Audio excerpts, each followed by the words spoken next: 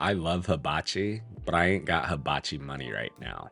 So today, we're gonna make it at home instead, but even better. And you can make it from scratch for a fraction of the price. In this video, I'm gonna break down step by step on how to make the 4 major components of this dish, including the yum yum sauce, the soy garlic butter, the fried rice, and of course, the steak. So do me a favor and make sure you like, comment, share, and save this video. Alright, y'all, remember to wash your hands. Now the first thing we'll do is make the yum yum sauce, and I'm obsessed with it, and it seriously goes great on everything. So to a mixing bowl, we'll combine 1 cup of Kewpie mayo with 2 tablespoons of melted butter, 1 tablespoon of ketchup, 1 tablespoon of sriracha, and 1 tablespoon of sugar. To that, we'll add in a teaspoon of smoked paprika and another teaspoon of garlic powder. Then the secret ingredient that's going to take our sauce over the top is 3 tablespoons of pineapple juice, which will give us a fruit-forward sweetness and some much-needed acidity.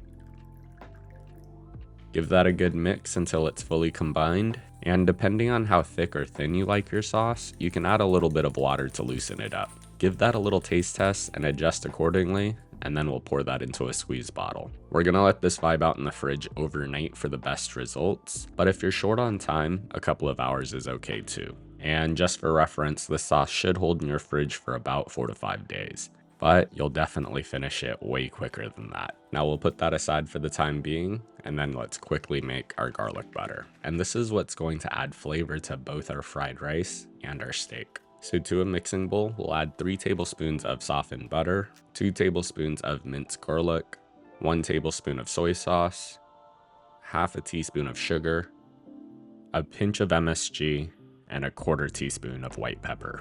We'll give that a good mix, and make sure your butter is really softened here to make it easier. And that's pretty much it. We'll set this aside until we're ready to cook. Now moving on to our fried rice, we'll start by dicing an onion, and for this dish, you only need 1/4 of it. And if you like this recipe, and you want to learn how to make more of your favorite Asian dishes, make sure you subscribe, and turn on your notifications to stay up to date on all my latest posts. Then I have some green onions, and we'll just finely chop that up. And half of this is going to be cooked with our fried rice, and we'll save half of it to use as a garnish. Next up, I have a carrot, and we'll just peel that and dice that up.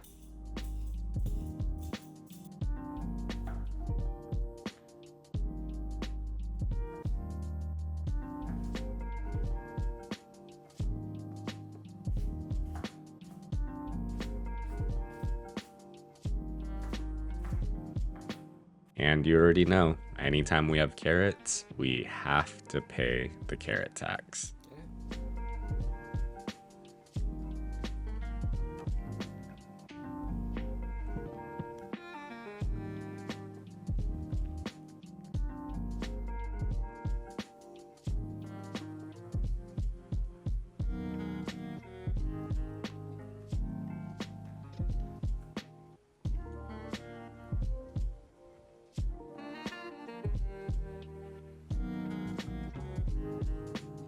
Now before we cook our fried rice, I have about 2 cups of day-old rice, and using my hands, I'm just going to break that up and separate the grains as best as I can. Feel free to add a splash of oil here to help loosen it up as well. Now using day-old rice is important because when rice cools down, it goes through a process called starch retrogradation, which is essential for fried rice because it helps the grains of rice firm up and separate, allowing it to fry properly, ensuring that you don't have mushy or clumpy fried rice. Now with all of that done, let's make our fried rice.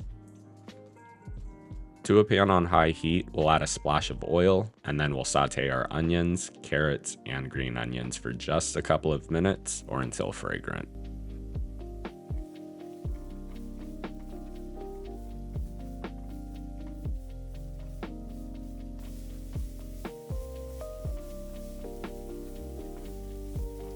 We'll move the veg to one side of the pan, and then I'm going to crack in 2 eggs and gently scramble it. And this should only take about 20 or 30 seconds to do.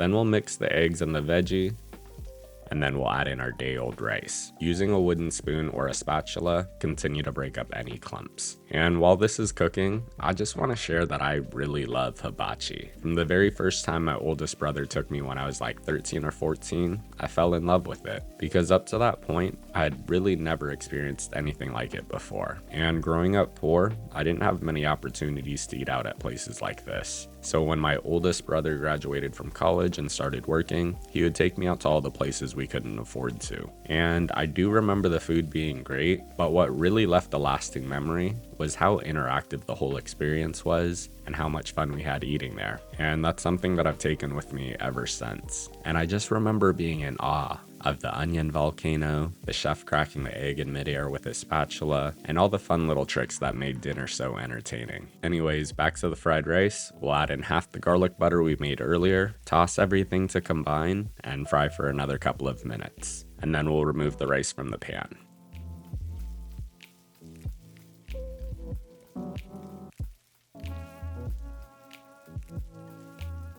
Now for the steak, I'm using a New York steak that I got from Costco, which is only like $11 a pound here. And to mimic that hibachi look and feel, I'm gonna cut the steak into 1 to 1.5 inch cubes.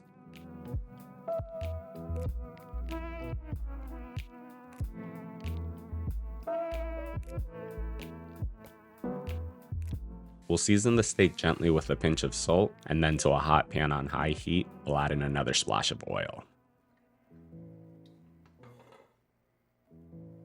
We'll add our steak to the pan in an even layer, making sure to not overcrowd it. Then I'm going to let the steak sit on the pan without moving it for 1 to 2 minutes to allow it to get a nice hard sear. After that, give the steak a quick toss and let that sit for another minute.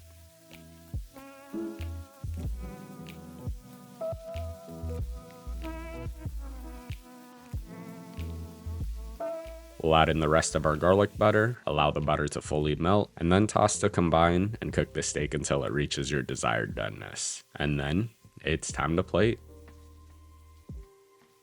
Now to a serving bowl, we'll get some of our fried rice down, and then we'll top that with our garlic butter steak.